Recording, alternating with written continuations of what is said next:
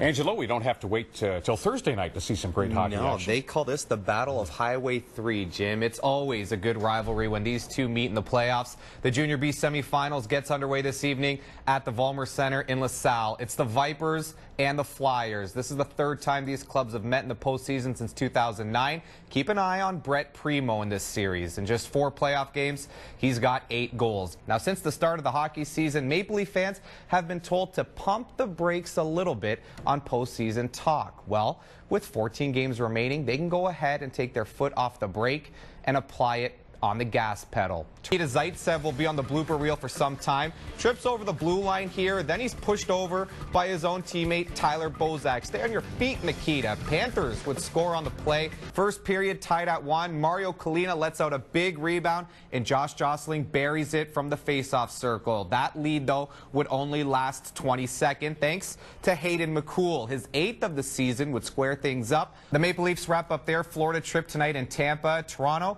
didn't have the best effort Tuesday night against the Panthers in the 7-2 thrashing. Head coach Mike Babcock is expecting more from his team tonight.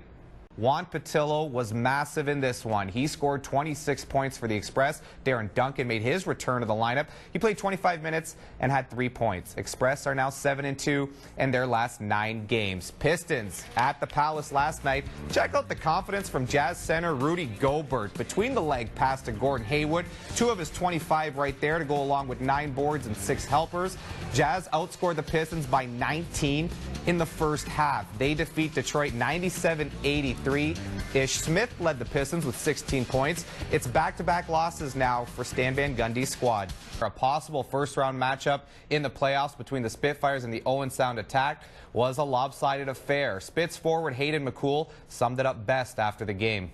Despite the rout, it was the Spits who got on the board first. Tyler Angle picking up his 2nd of the year, but it was all attack after that. First, it's Nick Suzuki, who rips one past Mikey DiPietro. Give him 44 goals on the year. Then on the doorstep, it's Cordell James, one of 4 players on the team with at least 30 goals this season. Owen Sound would score 4 in the 2nd, and it was more than enough. 6-1 the final. Another statement win in hockey, this time in Junior B. After losing the series opener on home ice, the LaSalle Vipers responded in a big way last night. They defeated Leamington in Game 2, 4-3 the final. Vipers were down 2-0 in the first, but thanks to a couple of goals from Tyler Russell, they were able to battle back. Game 3 is Saturday at 7 o'clock, this time in LaSalle. The Oklahoma City guard had 24 points, 16 assists, and 10 rebounds for his 34th triple-double of the season as the Thunder roared past the Raptors 123-102.